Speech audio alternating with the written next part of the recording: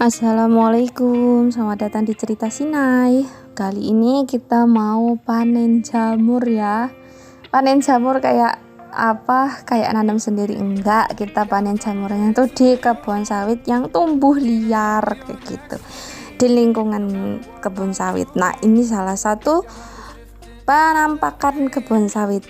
Bukan salah satu ya, emang ini penampakan kebun sawit. Nah, alhamdulillahnya di desa selain ada kebun sawit yang luas, warganya itu memanfaatkan untuk gembala sapi. Jadi sapi itu bebas liar dilepas di kebun sawit yang segitu luasnya untuk nyari rumput sendiri. Jadi para warga desa tuh bisa dapat keuntungan dari ternak sapi yang alhamdulillah itu bisa membantu perekonomian masyarakat di desa ya, pada khususnya di desa kami di Lampung Tengah. Nah gitu ya, ini ternaknya nanti tuh pada keliling kayak gitu.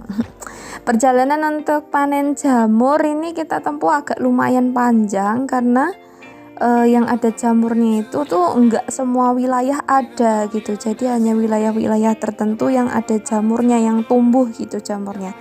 Karena ya nggak tahu ya, mungkin karena unsur dari tanah atau karena lingkungan yang dekat perairan atau gimana, nah gitu.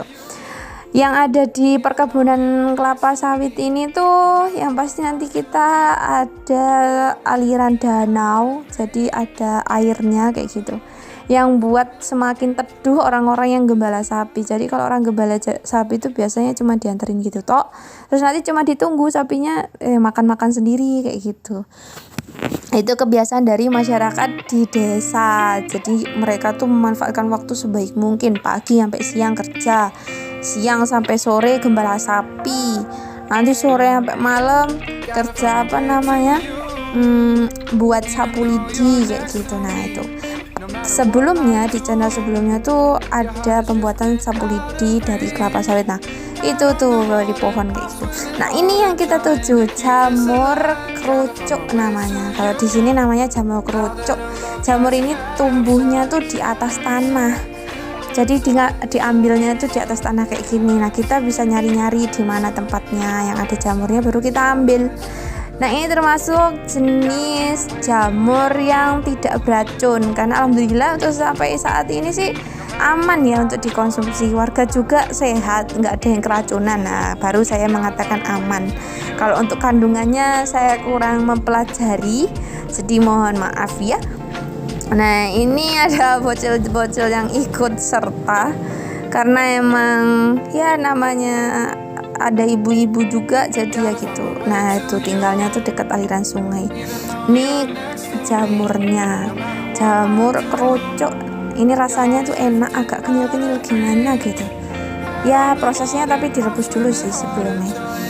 Nah ini kita yang jamur udah agak mekar tuh biasanya tuh bentuknya kayak gitu tuh, udah agak mekar tapi masih enak, ini masih bisa dikonsumsi gitu untuk maem kita. Enak lagi kalau di masaknya tuh nanti di sambal, itu enak pol tuh.